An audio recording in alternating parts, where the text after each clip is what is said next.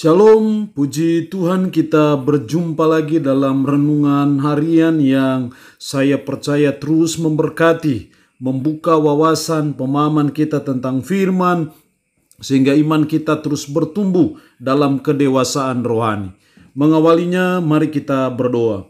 Segala pujian dan syukur patutlah kami naikkan kepadamu ya Tuhan, karena Tuhan masih berikan kami waktu dan kesempatan yang mulia, yang berharga di mata Tuhan untuk kami kembali akan membaca, mendengarkan, dan merenungkan sebagian dari firman-Mu. Roh-Mu yang kudus, tolonglah kami, urapilah dan berkatilah kami dengan firman-Mu di hari ini.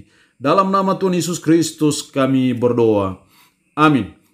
Dan firman Allah yang menjadi perenungan kita bersama di hari ini, saya ambil dari 1 Korintus pasalnya yang ke-16, ayat 13 dan ayatnya yang ke-14. Demikian firman-Nya, berjaga-jagalah, berdirilah dengan teguh dalam iman, bersikaplah sebagai laki-laki dan tetap kuat.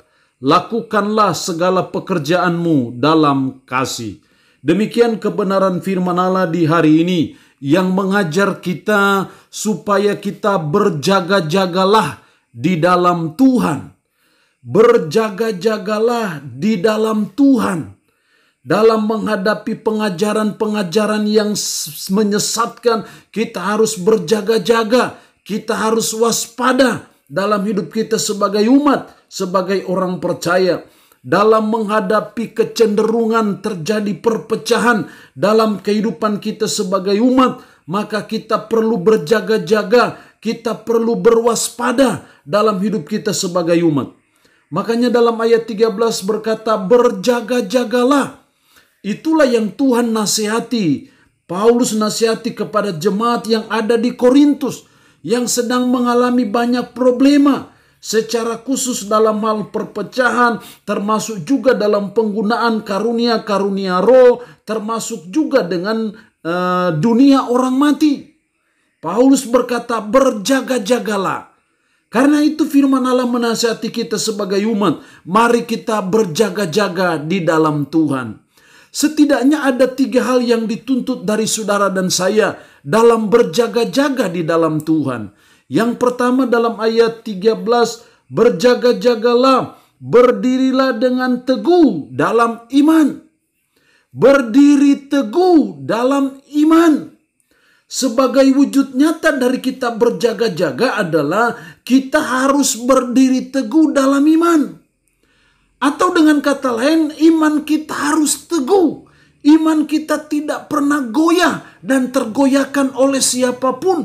Karena ketika kita beriman kepada Yesus Kristus sebagai Tuhan kita, sebagai penyelamat kita, tidak salah lagi. Karena Dia sudah bangkit dari antara orang mati, sehingga iman kita kepadanya tidak sia-sia. Nah, karena itu wujud kita berjaga-jaga di dalam Tuhan, kita harus belajar supaya kita berdiri teguh dalam iman.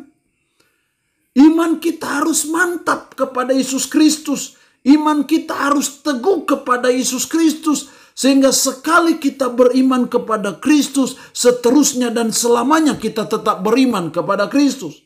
Sekali kita menjadi pengikut Yesus, seterusnya dan selamanya kita tetap pengikut Yesus. Sekali kita injak gereja, seterusnya dan selamanya kita tetap akan injak gereja. Atau dengan kata lain, kita tetap setia sampai akhir. Itu yang namanya berdiri teguh dalam iman.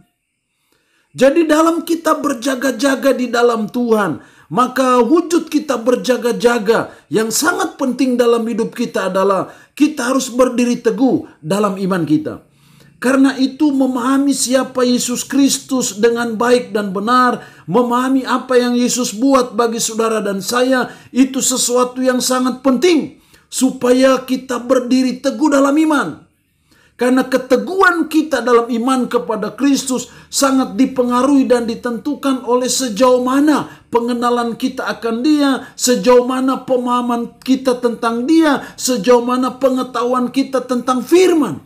Itu menolong saudara dan saya untuk berdiri teguh dalam iman kepada Yesus Kristus. Itu hal yang pertama yang dituntut dari kita dalam berjaga-jaga di dalam Tuhan. Kita dituntut untuk berdiri teguh dalam iman. Yang kedua, masih dalam ayatnya yang ke-13 bagian B, bersikaplah sebagai laki-laki dan tetap kuat. Bersikaplah sebagai laki-laki dan tetap kuat. Artinya di sini mau mengatakan bahwa kita harus jadi orang yang kuat. Secara spiritual, kita kuat secara rohani.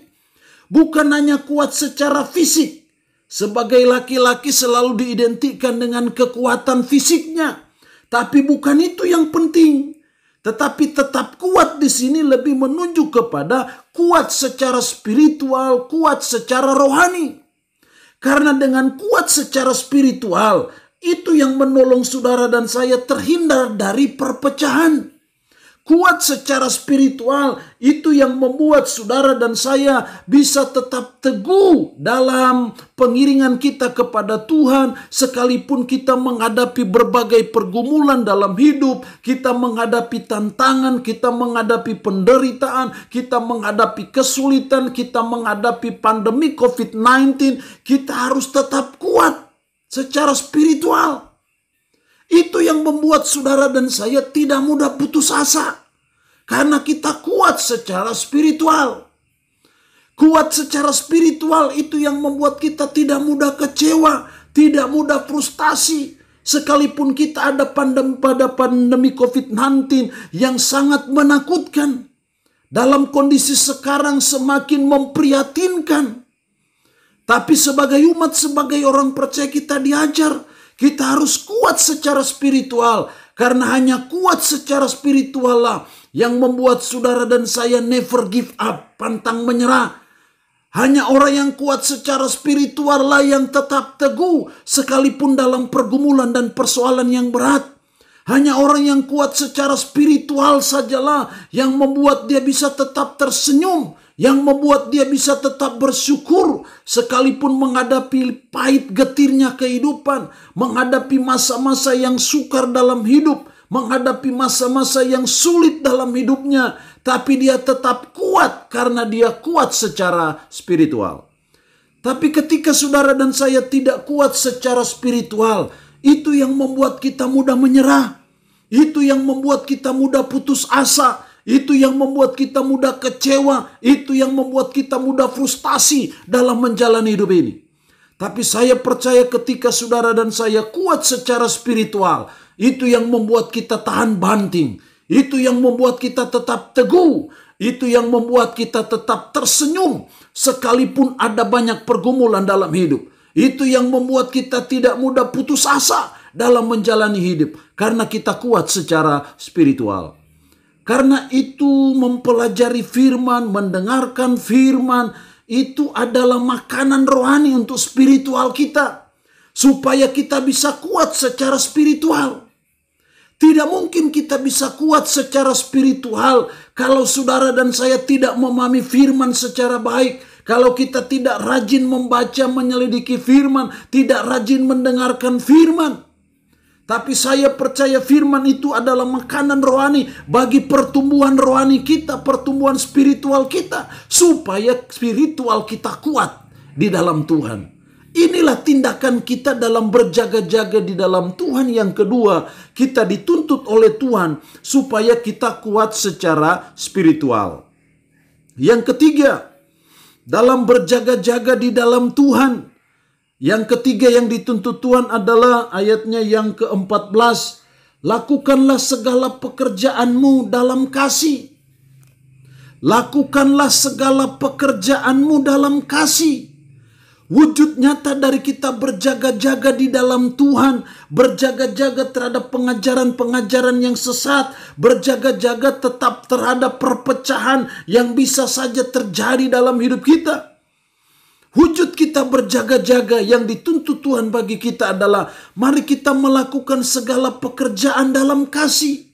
Mari kita melakukan tugas dan tanggung jawab kita dengan dasar kasih, dengan motivasi kasih.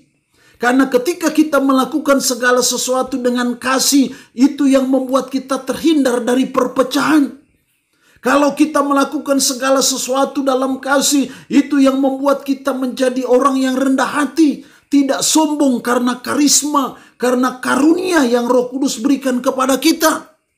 Kalau kita melakukan segala sesuatu, pekerjaan kita, tugas kita, pelayanan kita dengan dasar kasih, dengan motivasi kasih, itu yang membuat saudara dan saya tidak sombong dengan karunia-karunia yang diberikan kepada kita. Kalau kita melakukan segala pekerjaan dalam kasih, itu yang akan mempererat persekutuan kita bersama dengan saudara-saudara seiman kita, sehingga kita dijauhkan dari perpecahan, dari perseteruan antara satu dengan yang lain.